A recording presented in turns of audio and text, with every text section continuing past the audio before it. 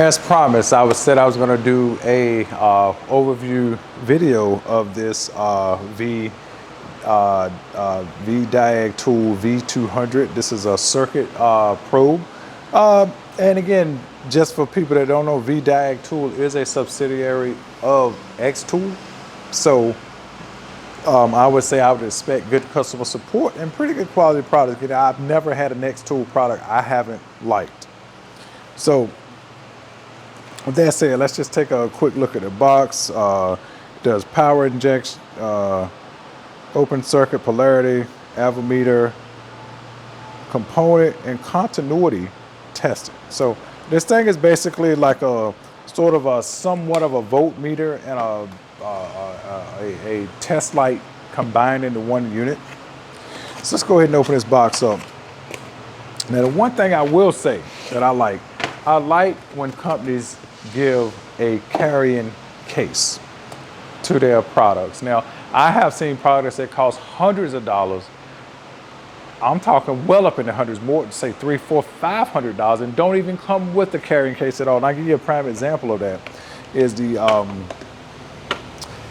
picoscope. If you buy just the bare picoscope or the picoscope, I think, starter kit, it doesn't even come with a carrying case. Not, you know, you would want somewhere to secure these types of items. And so anyway, it makes sense to me if you spend, you know, quality. One of the things I think that draws me to products is not only do they have good customer support, but how well do they package their products. And again, this is pretty nice. So in this box, obviously you're gonna have the, it looks like an extension cable here, which this thing I think might reach to 20 or 25 feet. Because the idea with this thing is that you wanna connect this thing to your battery and you can go underneath the car, anywhere in the car, and test for continuity, test for polarity, and test to see if the overall circuit is intact. All right, here is the actual, I dropped the piece, I have to bend down there and get there. Here's the actual unit here. I just dropped the probe on the floor. I put the probe in there, but the probe actually has a connection here to where you connect this, this connector right here.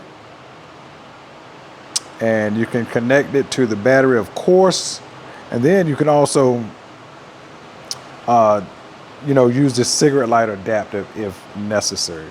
So it comes with instructions here, which is pretty nice to give you some instructions on how to use it. So let me pick this probe up off the floor here for a second. Drop that little guy. And basically, it just comes with this probe here. This probe has a cap on it to protect it. I don't know if you need to keep that on it or not, but anyway, you just take that off. Put this guy right in here. Looks like you just push it in, and there it is, just like that. And this right here is the unit. So with that said, let me unravel this cord. Let me connect it to the car battery over here, and then we will give you some examples of how you can use this for testing. All right, so I'm back with everything all plugged up here, and let me show you what happens when you connect to the power. So let me go ahead and do that. And as you see, you have a little splash screen that comes on, and you are able to do DC voltage, AC voltage, continuity or resistance, and you can even check diodes, basically polarity with this thing. And again, if you push forward, you can also test components as well. So say we're going to test a component here in a minute.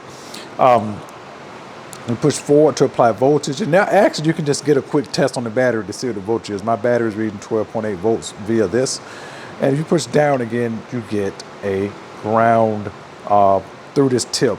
And one tip, if you're going to actuate a component, push this down to apply voltage first, so there won't be any arcing at the switch. And once you put this to the component, it will be only arcing on the tip. So that's what they say inside the manual. And this thing also has not only audible sounds to let you know when things are happening, but it also has an internal circuit breaker. Let me see if I can find a switch on that to reset it. Maybe you just set it by turning it off and turning it on, reset it, but it has an internal circuit breaker.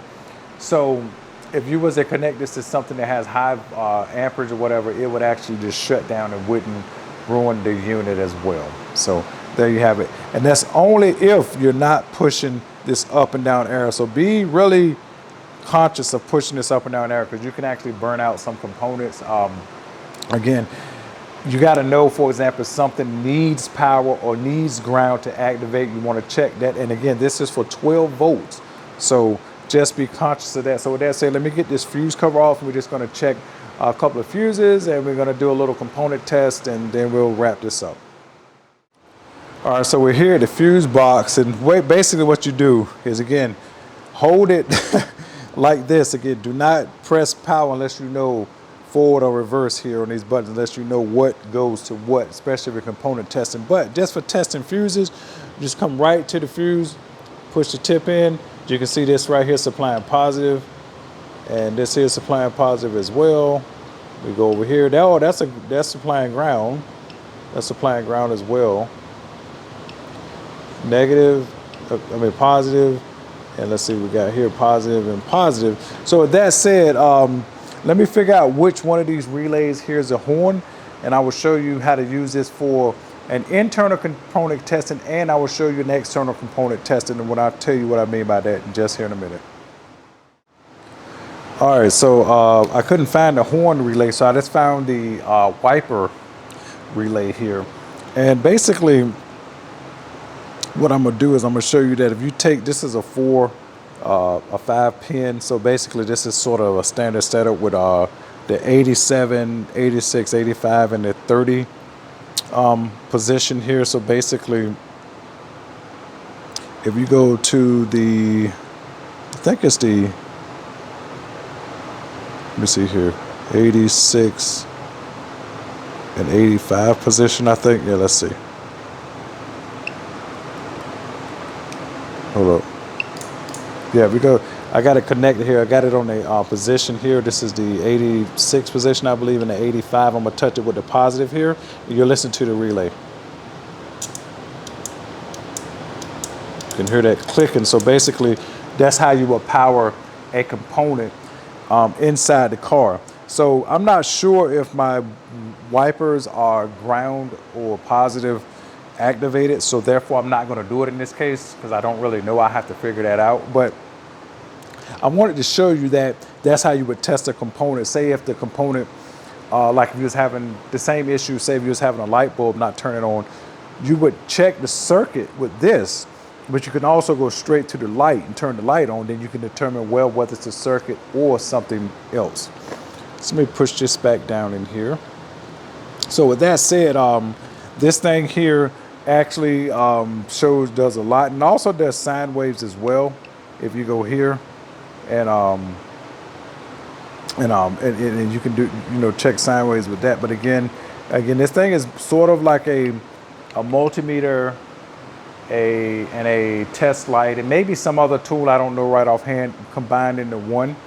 And again, what you can see here is that it is pretty easy to use. It's straightforward.